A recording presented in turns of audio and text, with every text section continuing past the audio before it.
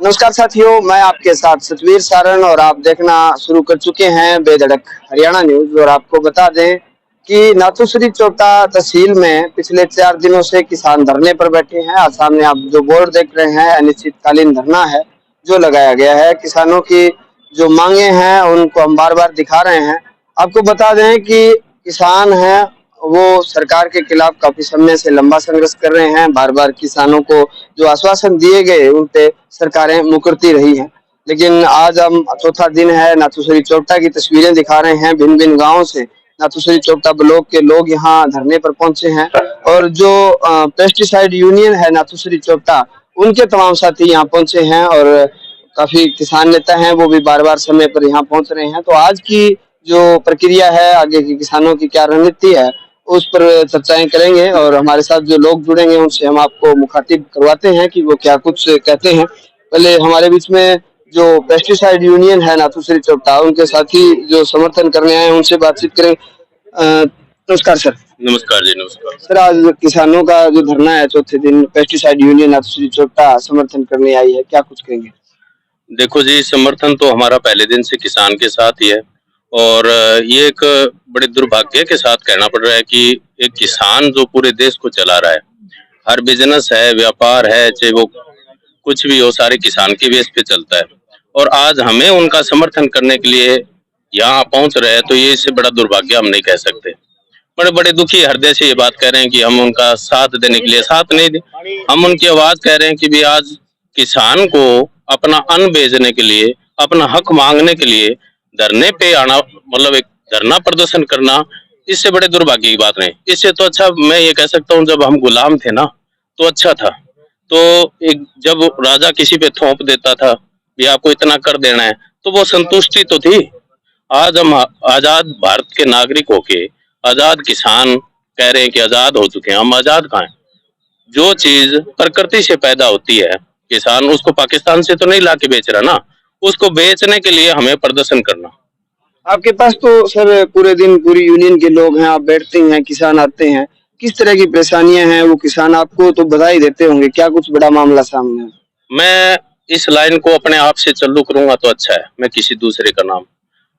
बीज से किसानी स्टार्ट होती है। किसान बीज से लेके उसको बेचने तक जद्दोजहद करनी पड़ती है, उसको मिन्नतें करनी पड़ती है।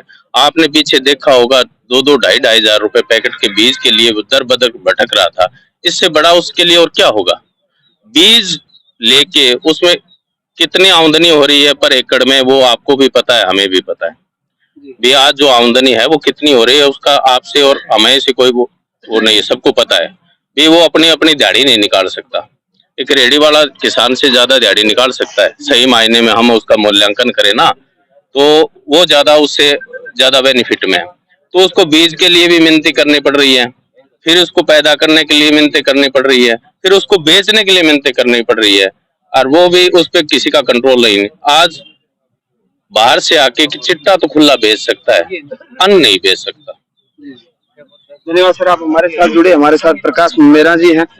प्रकाश जी, आप धरने पे आए हैं और काफी लंबा संघर्ष है आप धरने का, तो ऐसा क्यों है कि पिछले कई सालों से देखें, अगर भारतीय जनता पार्टी की सरकार बनी है तो किसान सरकार से संतुष्ट नहीं है, या सरकार का विरोध करना ही किसानों का मुख्य एजेंडा बन गया? नहीं, ऐसी बात नहीं है। सरकार के कोई खिलाफ कोई किसान का एजेंडा बन गया। किसान तो अपना हक मांग रहा है। अब देखिए, जैसे ऐसे तो ये कहते हैं कि हिंदुस्तान में किसान अपनी पैदावार कहीं भी बेच सकता है, लेकिन ऐसा ही हमारे राज्य में ये देखने को मिलता है कि हमारे समीप राजस्थान है, वहाँ का माल नहीं बिक रहा और यहाँ का जो है, यहाँ का भी माल नहीं बिक रहा। अब 2019 का कुछ बाकी पड़ा है मुआवजा, कुछ 2020 का पड़ा है, 21 का पड़ा है, 22 का सारा पड़ा है, 23 का पड़ा है। क्या चीज इससे हमने बीमा करवाया है, हम अपनी फसल बेच रहे हैं, तो इसके लिए करें। अब क्या किया है उन्होंने, किया सरसों 1-2 टोकन कटे थे उनकी खोल दी। हम तो सरकार से ये मांग करते हैं कि जितनी आपके पोर्टल पर सरसों चढ़ी है उसके मुताबिक कितनी बिकी है। मेरे ख्याल अभी मेरे हिसाब से 6.25 लाख क्विंटल के आसपास सरसों बिकी है डिस्ट्रिक्ट सरसा में, और 12 लाख से 13 लाख के करीब जो है ये दर्ज हुई थी पोर्टल पर।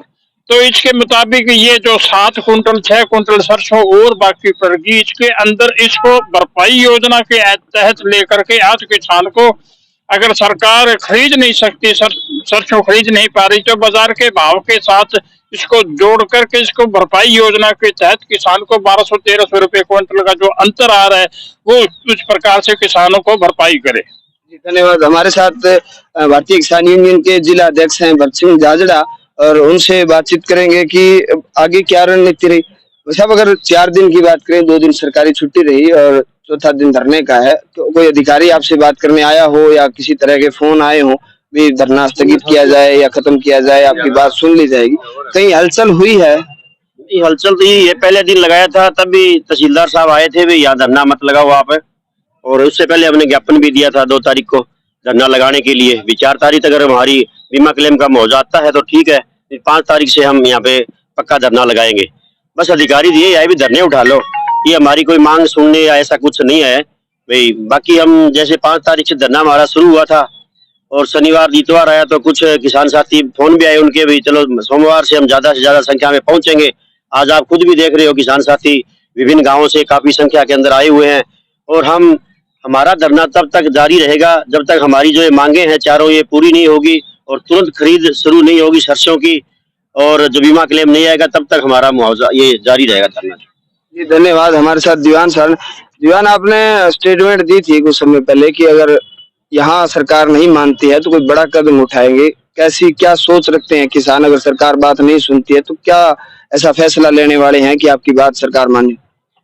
आज चौथा दिन है जी, माने कणी कौन संभालिया मारे आगे लट दे अभी धरनो चलो, धरनो तो मैं चका कोनी तड़काऊ में आंदोलन तेज कर देंगे।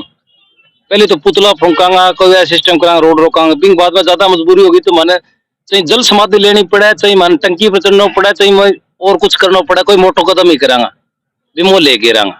दुनिया है, युवा किसान हैं, खेती की तरफ युवाओं का रुझान कम होता जा रहा है, लेकिन काफी युवा हैं जो किसानी से जुड़े हुए हैं, और युवा किसान शाहपुरिया से रोहतास पूर्णिया है।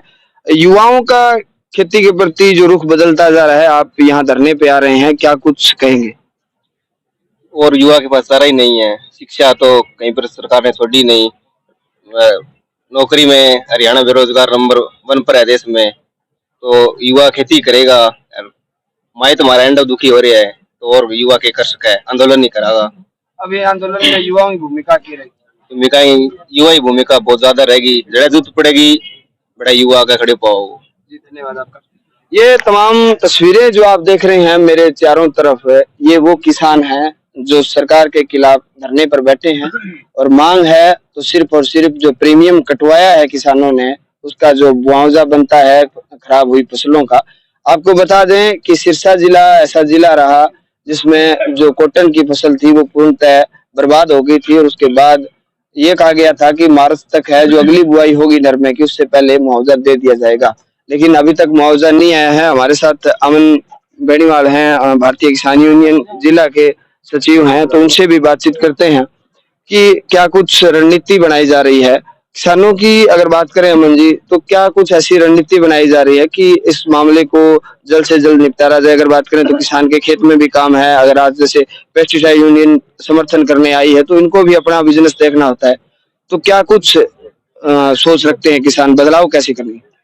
भाई साहब, पहले तो मैं जो यहाँ पेस्टिसाइड यूनियन हमारा साथ देने आई है, मैं उनका तहे दिल से स्वागत करता हूँ, और मैं खुद एक पेस्टिसाइड दुकानदार हूँ। मेरे को पता है जब स्टार्टिंग होती है एक बीज से लेके, जैसे हमारे प्रधान जी ने बताया, और लास्ट तक जमींदार किन किन हालातों से गुजरता है। अगर ये फसल नहीं होती जमींदार, तो हमारे सामने आके हमने जमींदारों के आंसू देखे रोते हुए, वो किस हिसाब से अपना घर चलाएगा, बच्चों की शादी करेगा, तमाम बीमारियों से लड़ेगा। और आज बात करते हैं सरकार की, तो उसने किसान कौम को मिटाने की कमी नहीं छोड़ी है, चाहे वो किसी भी हरकतों में अपनी बाजी नहीं आ रही है, चाहे कुछ भी करो। और मैं आपके द्वारा ये कहना चाहता हूँ यहाँ प्रशासन को, प्रशासन 5 तारीख से हम पे दबाव बना रहे हैं। आज आप जाके देख लो, थाने के अंदर पुलिस प्रशासन भरा पड़ा है उठाने के लिए, लेकिन हम एक मांगों पे अड़े हुए हैं, हम नहीं उठेंगे यहाँ से, बीमा के लिए हम लेके उठेंगे। और आपके थ्रू से मैं ये कहना चाहता हूँ, जैसे आपने बताया आपकी मिस्टेक है जिला सचिव, मैं जिला सचिव नहीं हरियाणा प्रदेश सचिव हूँ, और पूरी यूनियन में हमने बात करके ही हमारा यहाँ धरना रखा है। अगर जो हमारे साथ 1 मिनट की हरकत होती है, पुलिस कोई हरकत करता है तो पूरा हरियाणा हमारी यूनियन के द्वारा जाम कर दिया जाएगा इस प्रशासन को। और तहसीलदार कह रहा है उठा लो उठा लो, तहसीलदार को ये समझ में नहीं आएगा। ये तहसील किसानों की है, तहसील की जगह 1 एकड़ पीछे रह गई है। ये किसानों की जगह यहाँ पर हम बैठे हैं और किसानों का यहाँ पूरा हक है। धन्यवाद जी। बहुत बहुत धन्यवाद। आपको तमाम बातें बता दें कि ये किसान हैं जो पिछले 4 दिन से नाथूश्री चोपता में धरने पर बैठे हैं और अपनी मांगों को लेकर है वो सरकार और प्रशासन तक अपनी बात रखना चाहते हैं। ये तमाम जानकारियां आप देख रहे थे बेधड़क हरियाणा न्यूज पे। मैं आपके साथ सतवीर सारण, कैमरामैन जोनी शर्मा के साथ। धन्यवाद।